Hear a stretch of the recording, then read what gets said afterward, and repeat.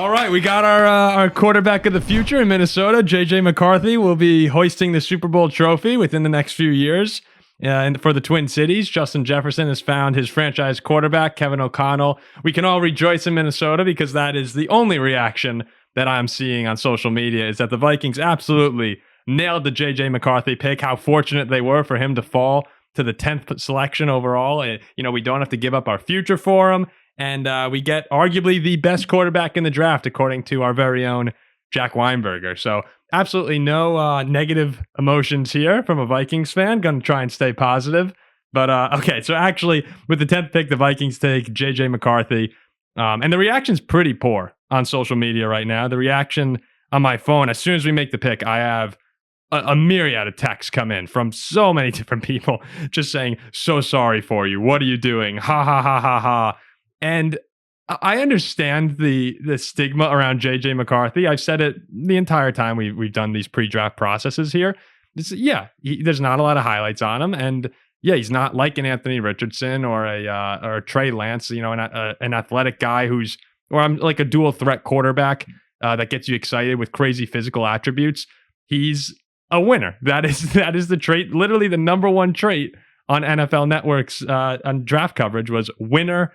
I think it was efficient, and then I can't remember what the last one was. And those aren't necessarily words to get you excited for a prospect. It's more, you keep seeing how good of a guy JJ McCarthy is, and he's very smart, and the coaches love him, teammates love him. That's all great. But at the end of the day, can he throw the damn football? That's what you really wonder about with JJ McCarthy. Can he translate from not really doing a whole lot at Michigan to an NFL team where he's, the Vikings are in the NFC North now with Jordan Love, with Caleb Williams, with Jared Goff. Those are good offenses in the NFC North. You're going to have to keep up. Luckily for JJ, he has Kevin O'Connell, who's a very good head coach offensively, so it seems at least. He's got Jordan Addison. He's got Jefferson. He has Aaron Jones, TJ Hawkinson. It's a very talented offense in Minnesota. A lot of people said that the Vikings was the place to go for any quarterback. So if you're going to have more of a game manager type, which we'll see what he turns into. The NFL Network compared him to CJ Stroud, which I'd love to see that.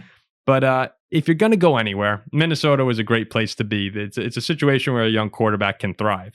As far as the actual pick and whether or not I think this was a bad selection from us, like what else are we going to do? Ziggy's been talking the entire time.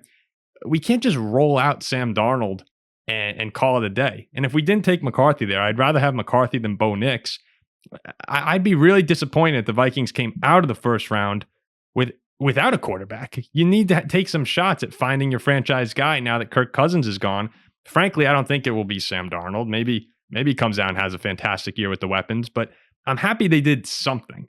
And the difference was I was willing to mortgage the future for Drake May. I think most Vikings fans were hoping for Drake May coming into the night.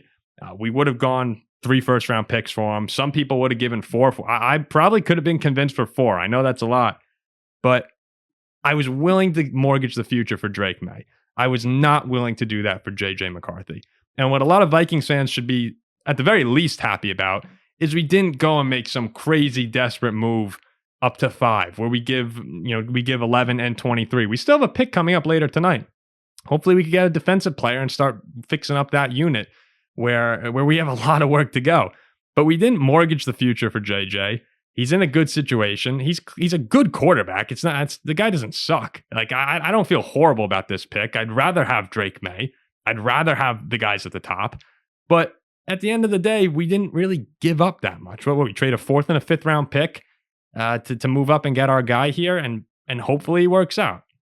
You have to take swings. You can't just sit back and hope Sam Darnold turns into the franchise quarterback, because he's probably not going to. And sure, McCarthy probably won't as well, but I'd rather have the shot than not. That's the main takeaway here is I'm not jumping up and down tonight. If we had gotten Drake May, I'd be doing that. I'm not going crazy, but I'm also not sitting back going, oh geez, what a mistake. Like, we had to do it. And Denver also, with the Bo Nix pick here, like they were in a similar situation. I will talk about them in the Broncos reaction, but the McCarthy pick to me was fine.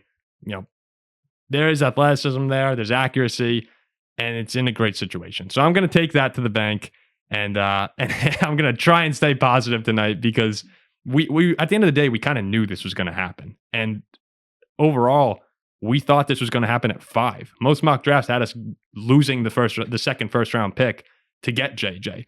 So all of a sudden, everyone ripping on us for getting the guy that 90% of people were mocking to us 5 picks later without having to give up too much. Yeah, I'm fine with that. It's okay. Like, what are we doing here if we're freaking out? We need a quarterback. Take a swing. Who? Tell me in the comments. Who else would you rather have gotten? Who else? So I'm cool with it. It's a little bizarre night though, because we were all hoping for the explosion of Drake May. But look, that's the NFL draft, and at the end of the day, I'm gonna walk away with this hopeful that McCarthy can be good. I'll say, untapped potential with JJ McCarthy, the nicest guy in the draft, great locker room guy. The vibes in Minnesota with Aaron Jones, JJ McCarthy. I mean, what a locker room that's going to be. That's the takeaway we could have here. So thanks again for listening to another one of these instant reactions. There'll be a few more tonight, including one for the Packers. See you.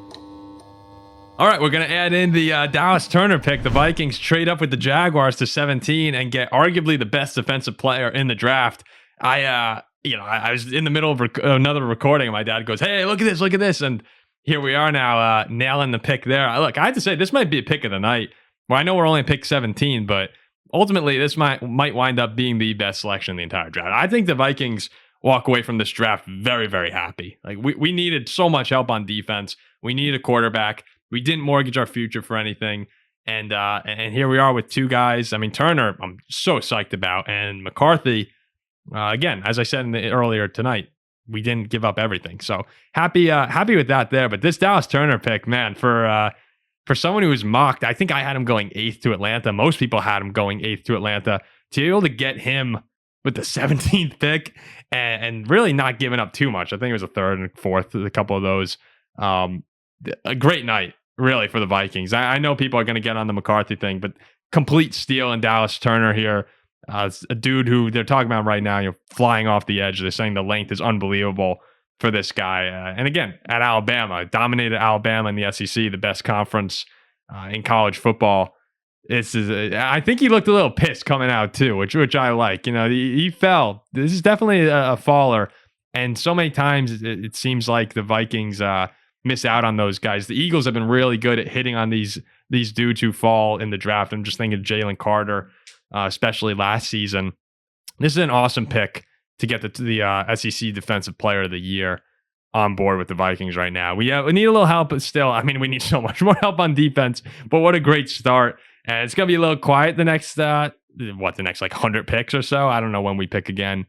But I'm happy with Kwesi. I've kind of dogged on him a little bit because of I've always been so upset about missing out on Kyle Hamilton and instead taking another safety and then Lewis Seen, who I feel bad for Lewis. I mean, he broke his leg, so there's a degree of just getting unlucky with that there.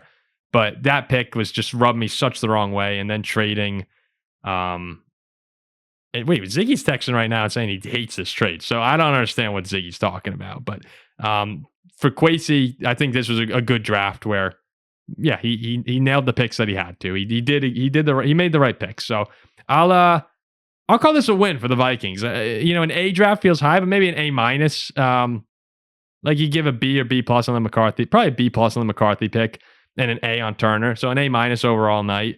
I don't mind it. Look, we got the guy that at number 5 that we thought we were going to have to take at 5 at 10, and then we got the best defensive player, best edge rusher in the draft. Can't complain about that, and we didn't give up too much. So there you go, great Vikings draft, and we'll see you in the Super Bowl next year.